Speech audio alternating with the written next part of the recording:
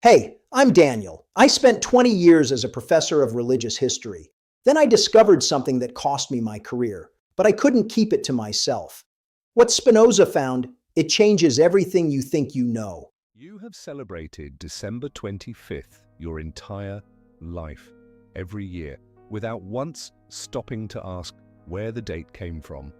I don't say that to be unkind. I did the same thing for 40 years. I taught theology for almost 2 decades, survey courses, seminars, tutorials, and in all that time, in all those conversations about the historical Jesus and the formation of the early church, I never once sat down and asked the direct question, who decided that December 25th was the birthday of Jesus? When was that decision made, and where is the document that records it? There is a document. I want that to land properly before I continue, so I'll say it again. There is a document. It is 1,672 years old. It is held in critical editions in university libraries across England and Europe. It is not hidden in a Vatican archive, not locked away, not restricted to scholars with special access. It is published, studied, reproduced in facsimile. Any person with a university library card can sit down and read it. And what that document shows, when you apply to it the questions that Baruch Spinoza applied to every text he examined, is that December 25th was not revealed, not delivered by an angel over a field in Bethlehem, not decoded from ancient prophecy. It was decided by specific people in a specific political moment for reasons that had nothing to do with divine instruction and everything to do with the administrative needs of an empire in the process of changing its official religion. The document is called the Chronograph of 354. Some historians of late antiquity refer to it as the Philocalian calendar, for a reason I will come to shortly, and in a moment I am going to read you the exact line it contains. The oldest known written record placing the birth of Jesus on December 25th. But before I do that, and this is the part that gets left out consistently in how this history gets told, I need you to understand what kind of document this actually is. Not its existence, its nature, what it was made for, who made it, who paid for it. Because when you understand what kind of document it is, the line about December 25th looks completely different than it does when you assume you are reading a sacred text. That is where the story is. The calculation that placed Jesus' birth on December 25th did not begin with this document. It predates the chronograph by more than a century. A scholar named Sextus Julius Africanus, working in Alexandria around the year 221 of the Common Era, arrived at December 25th through a particular form of theological arithmetic. He calculated the date of the crucifixion, applied a principle he held about the lives of perfect men, that they begin and end on the same day of the year, and worked backward to determine that the conception of Jesus must have occurred on the 25th of March, the spring equinox, 9 months forward from March 25th, December 25th. This calculation exists. It is documented. Julius Africanus was a serious scholar, not a marginal figure, and his reasoning was not considered absurd in his time. And here is the detail that the standard account of Christmas almost never addresses directly. This calculation was made 53 years before anyone officially designated December 25th as a Roman state holiday. Now, the story most people have been given runs as follows. The Church borrowed December 25th from a pagan Roman festival called the Natalis Solis Invicti, the birthday of the unconquered sun, which the Emperor Aurelian established in the year 274. Clean, satisfying, simple. Solar festival, new name, transferred meaning. Roman paganism absorbed into Christian celebration. That's the answer. Sol Invictus, pagan, borrowing, simple. But wait, Julius Africanus is in the way. His calculation predates Aurelian by more than 50 years, which means the question of how December 25th became Christmas is genuinely more complicated than the pagan borrowing story allows. Either the calculation came first and the Natalis Solis Invicti was an unhappy coincidence, which requires a degree of confidence I don't think the evidence supports, or both traditions were drawing on something already present in the Roman relationship to the winter solstice, and the calculation was itself, at least in part, a theological rationalization of a date that was already, for reasons the early church preferred not to examine too carefully, convenient. Andrew McGowan, a historian I have read carefully on this specific question, argues that the calculation hypothesis is actually stronger than the pagan borrowing argument. He considers the Sol Invictus connection, in his words, remarkably weak as a direct evidential link. Others take the other view. The debate, among historians who have actually worked through the primary sources, is not resolved in the clean way that either side of the popular argument would prefer. I first sat with this problem properly in a reading room at a university in the north of England. It was January. I remember the light specifically because it was the flat grey that comes through north-facing windows in winter, the kind of light that makes every document look slightly older than it is, as if the paper itself is absorbing the dullness of the sky. I was working through a critical edition of the Chronograph on one side of the table, and I had a photocopy of the McGowan analysis on the other. Between them, a mug of tea I had carried in when I arrived and not touched since. The facsimile of the Chronograph was open to the section I will show you in a moment, the December 25th entry. And what I was trying to understand was not whether the date was historically accurate. That question had settled in my mind years before. But why the standard teaching presents this as simpler than it is. Why we tell people either that the church borrowed a pagan holiday or that the date was established by ancient tradition, when the actual documentary record gives you something more complicated and, I would argue, considerably more interesting. What I came to understand in that room, with the grey light flat against the windows and the tea going cold, is that the uncertainty itself carries information. The uncertainty is where the honest answer lives. And the Chronograph, when you understand what it actually is, puts that uncertainty in precise historical focus. I traced every source document in this reconstruction. The Philocalian calendar critical editions, the relevant council records, the full Chrysostom sermon I'll be coming to later. The complete picture, with every source laid out, is in the pinned comment if you want to work through it in detail. For now, what matters most is the document itself and what it tells you when you read it as what it actually was made to be. The Chronograph of 354 was not written by a bishop, not by a theologian, not by anyone attempting to settle a question about the birth of Jesus. It was written by a calligrapher. His name was Furius Dionysius Philocalus. He was one of the most skilled Latin calligraphers of the 4th century. We know this because he later decorated the burial vaults of the early popes with elegant stone inscriptions, the kind of work that requires both extraordinary technical mastery and close institutional proximity. He shaped letters for a living. He understood that the appearance of a text and the authority it conveyed were not separate things. Philocalus made the Chronograph not for a bishop and not for a church. He made it for a private Roman citizen named Valentinus, an aristocrat, a Christian, a man who occupied a specific social position in 4th century Rome that required him to operate simultaneously in two worlds. Because in 354, Rome was not yet a fully Christian city. The official transition was underway. Constantine had legalized Christianity 40 years earlier. His successors were advancing the process of institutional Christianization.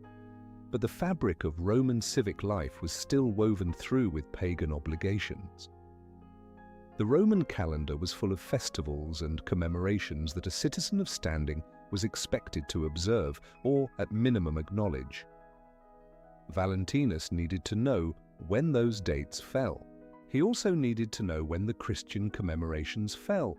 He needed, in plain terms, a tool for navigating a city that was officially in the process of changing its religion, while the old one had not yet been fully retired from public life. That is what the chronograph is. It is a navigational instrument, a civic calendar designed for a wealthy Roman Christian who needed to manage his obligations to both worlds simultaneously. There is a section listing Roman consuls, a section on the cycles of the moon, a section on the birthdays of the emperors, a list of the prefects of the city of Rome, and embedded among all of this civil and administrative information, two sections relevant to Christian practice. The section where the December 25th entry appears is called the Depositio Martyrum, the deposit of the martyrs, a calendar of dates on which Christians commemorated those who had died for the faith.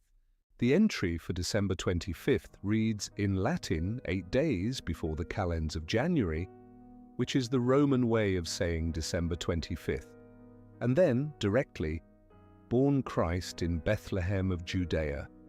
That is the document. That is the oldest known written record placing the birth of Jesus on December 25th. Now read that entry against what surrounds it in the chronograph. The Depositio Martyrum does not stand alone.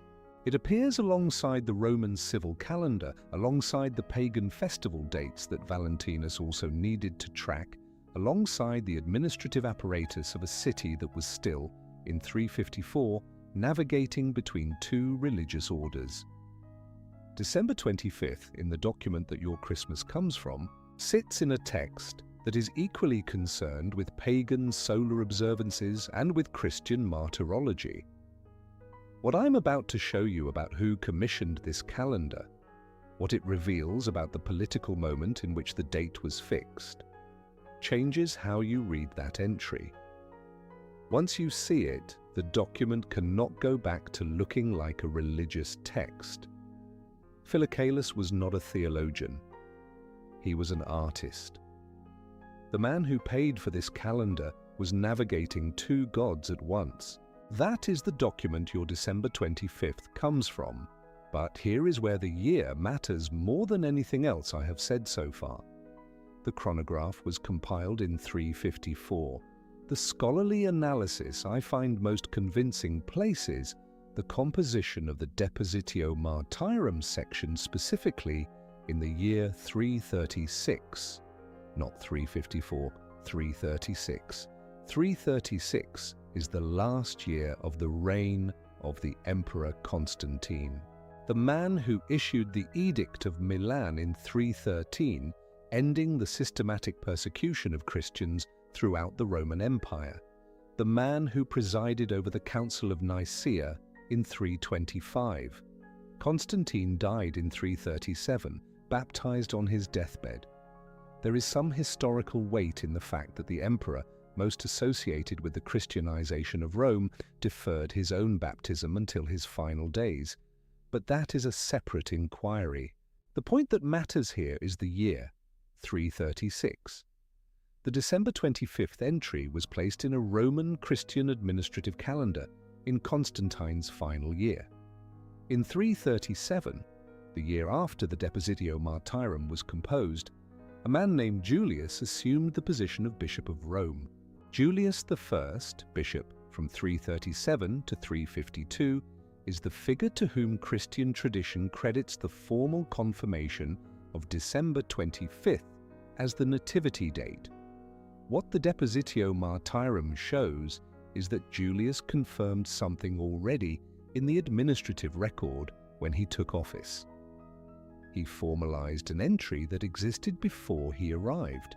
The date had been placed on paper before the man who is said to have fixed it was in a position to fix anything. In a moment, I'll show you exactly what that chronology of dates reveals. 274, 336, 337, 386, because the sequence tells the story more clearly than any argument I could construct around it. But first, a classroom. Because it is relevant in a way I did not anticipate, when I began working through this seriously. I taught church history at university level for 15 years. One part of what I covered in the survey courses on early Christianity was the formation of the liturgical calendar, how the Church arrived at the dates it uses for its major commemorations. And year after year, when students asked where December 25th came from, I gave a version of the same answer.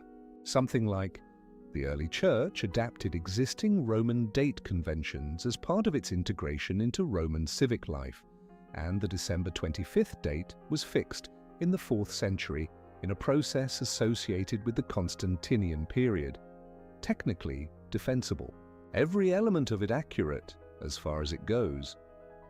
I knew every time I gave it that it was not the complete answer.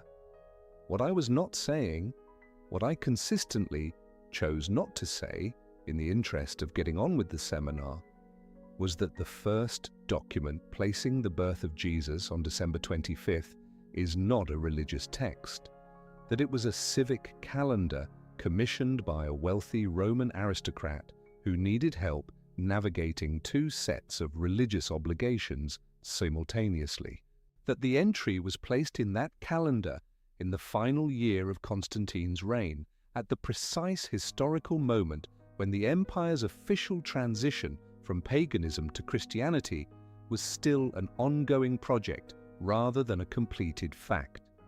That December 25th was already, before it carried any Christian meaning, the most prominent solar festival in the Roman religious year, and had been for 62 years.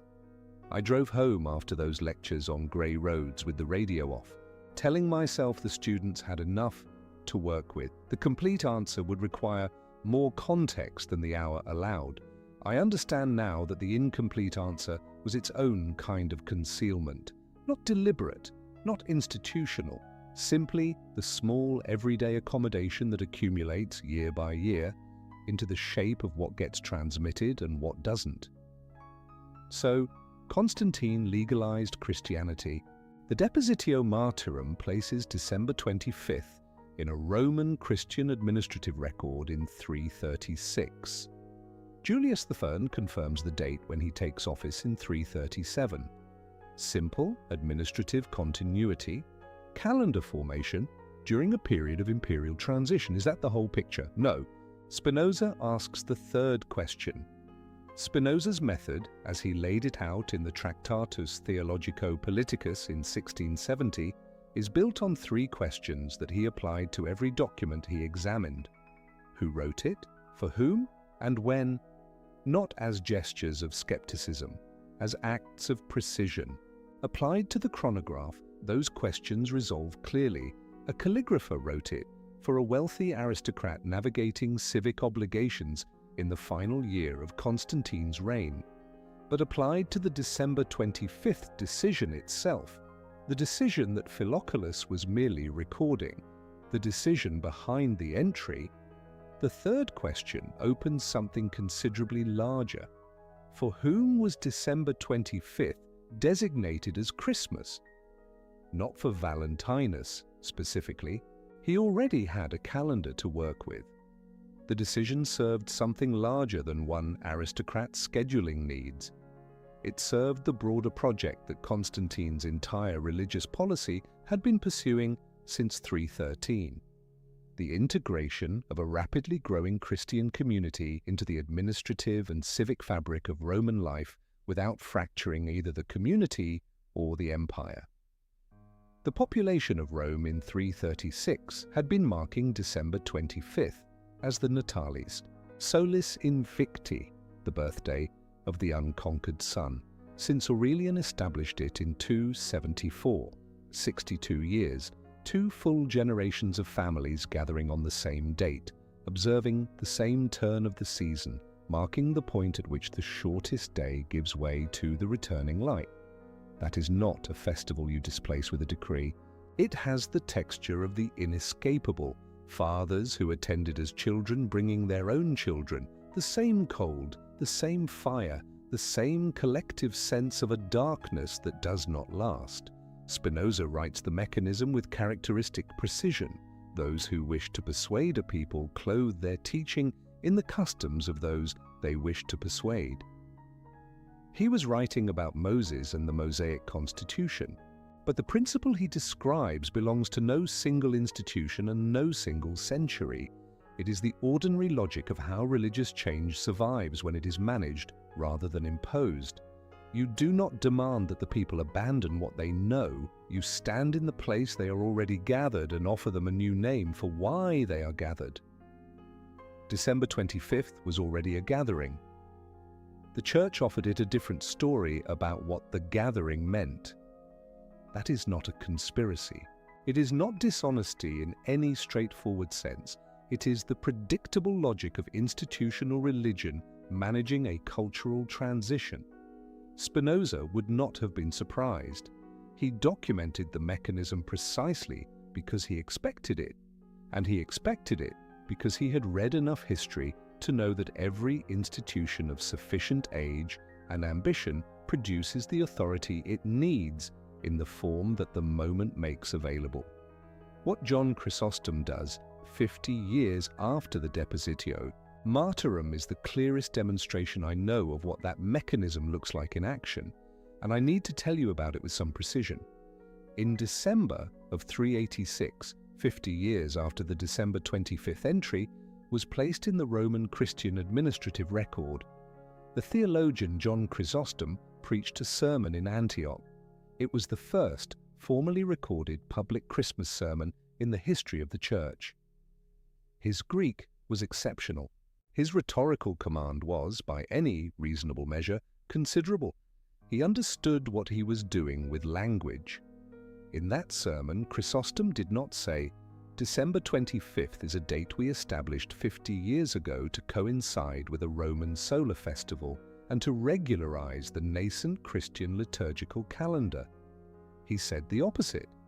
He argued that December 25th was ancient tradition, not recent, not a 4th century administrative decision. Ancient. He stated explicitly that Christians in the West had been observing this date for many years, that its antiquity was itself a form of evidence for its legitimacy, that those who doubted the date were simply unfamiliar with how long the faithful had been celebrating it. 50 years he was calling ancient something that had been in a document for 50 years, within living memory of the calendar entry that had first established it as a Christian date. And then Spinoza's method catches something Chrysostom assumed nobody would check. Because the claim of antiquity was not incidental to the sermon, it was the argument. Chrysostom understood that in the religious culture of the ancient world, age was authority. A practice that had always been done was a practice done for a reason. A practice that was recent was a practice open to question. If you wanted December 25th to be unassailable, you did not defend it on administrative grounds. You pushed its origin backward into the mist of time. You called it ancient. You spoke as if the date had been there before anyone could remember choosing it. I came to understand what Chrysostom was doing through a conversation that has stayed with me. At a conference on early Christian liturgy, theology, and biblical studies somewhere in the north of England, Perhaps 15 years ago, the kind of conference where the coffee is bad and the corridor conversations are better than the sessions, I found myself between talks with a specialist in the history of the liturgical calendar. Someone whose published work on calendar formation in the 4th century I had read and respected. We had been in the same morning session. In the break, standing in a corridor with institutional stone on one side and the muffled sound of the next session beginning behind a closed door, we were talking about what had come up. He said something I did not expect. He said it in the tone of someone stating a fact so well established it has stopped registering as remarkable. The Depositio Martyrum entry is the only thing standing between Christmas and no date at all. He picked up his cup, said he needed to find the next room, and walked off down the corridor. I stayed where I was. I was holding my own cup and feeling something I could not immediately name, not shock, The feeling was more precise than shock. The specific quality of a remark that contains more than the person making it intended, not because he was concealing anything, but because for him it was simply a known fact, the way certain facts become invisible once you have lived with them long enough. The Depositio Martyrum entry, the only thing standing between Christmas and no date at all. One line in a civic calendar made for a Roman aristocrat, dated to 336, and 50 years later, John Chrysostom calling it ancient tradition. By 390, Chrysostom had brought Christmas to Constantinople. By 400 of the Common Era, the celebration was established across the Western Church as universal. What had been a single administrative entry in a private Roman calendar in the final year of Constantine's reign had become, within 64 years, an observance that the entire institutional church treated as established, immemorial, beyond question. The chronology of that universalization, 274, Aurelian establishes the Natalis Solis Invicti on December 25th. 336, the Depositio Martyrum places the Christian Nativity on the same date. 337, Julius I takes office and confirms the date institutionally. 386, Chrysostom preaches in Antioch and calls it ancient tradition. 400, universal across the Western Empire. 126 years of institutional construction presented by the time it was complete as eternal revelation. And now the last piece, the one I have saved because it deserves its own space. The Gospel of Luke, chapter 2, verse 8. And there were in the same country shepherds abiding in the field, keeping watch over their flock by night. That is the nativity scene that is read at Christmas services on December 25th across the Christian world. Shepherds in open fields, night, flocks beside them, outdoors. When do shepherds in the region around Bethlehem keep their flocks in open fields at night? This is not a theological question. It is a practical one. I have read this passage in the Greek many times, and what the Greek says is unambiguous. The shepherds are outside in the fields with their flocks at night. Now, shepherds in the Judean highlands keep flocks outdoors at night during the spring and early summer months, when the nights are mild and the grazing land is accessible. In winter, in December, when temperatures drop significantly and the ground is cold and the animals need shelter, the flocks are brought in. Shepherds are not sleeping in open fields in late December in the Levant.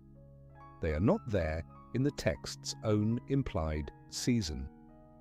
This has been noted by scholars working on the agricultural and climatic conditions of first-century Palestine. The textual evidence internal to the Gospel of Luke itself suggests a birth that occurred at a time of year when it would be physically plausible to find shepherds sleeping outside with their animals. December is not that time.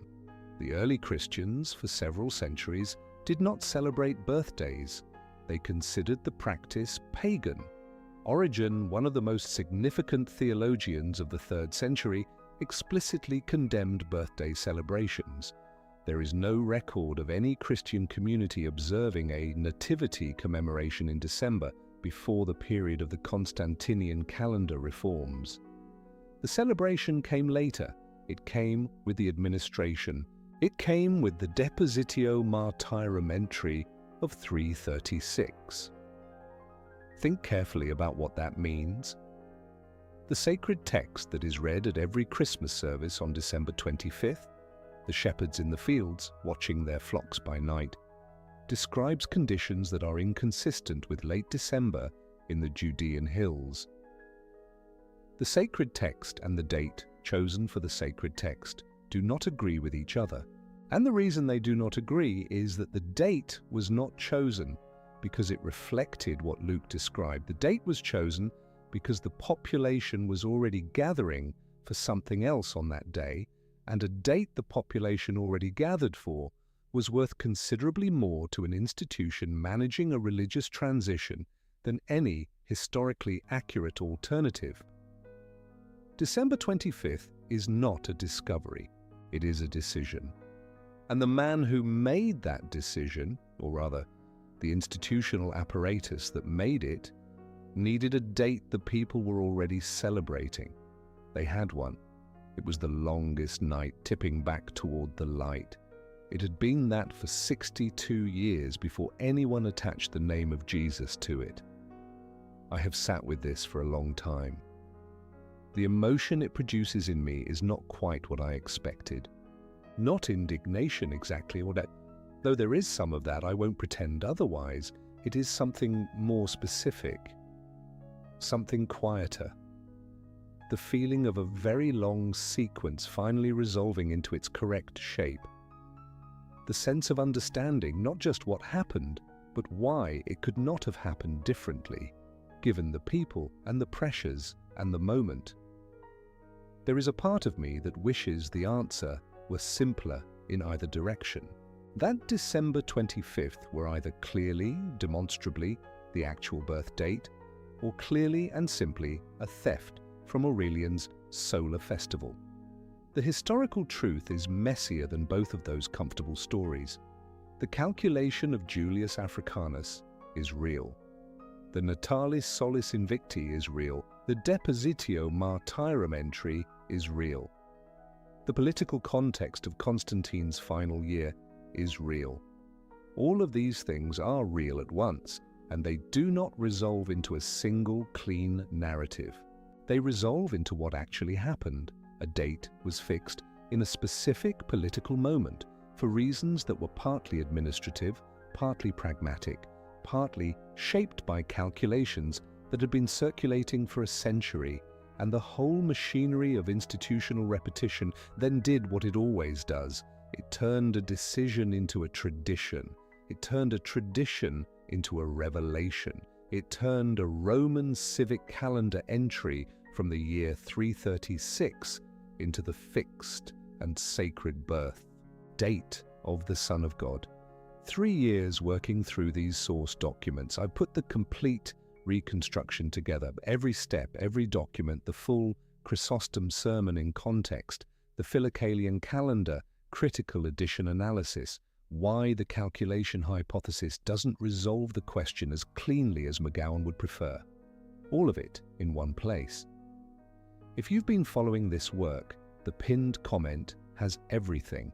The calendar on your wall still says December 25th. Every year the date returns, carrying everything that has accumulated around it over 16 centuries. The candles, the cold, the specific quality of light in late December, the weight of everything people carry to that moment. What people bring to those gatherings is real. I am not in the business of telling people that what they feel is wrong. Human feeling does not become less true when its institutional origin is uncovered. But Spinoza's question remains, and he does not let you set it down. Who decided? Specific men in a specific political moment, working in the final year of an emperor whose entire religious policy had been built around managing a transition. For whom? For an empire that needed its new official religion to land softly inside the civic life of a population that was already, on December 25th, gathered around a fire. When? In 336, in the administrative climate of Constantine's Rome, when the most useful date was the one the people were already celebrating.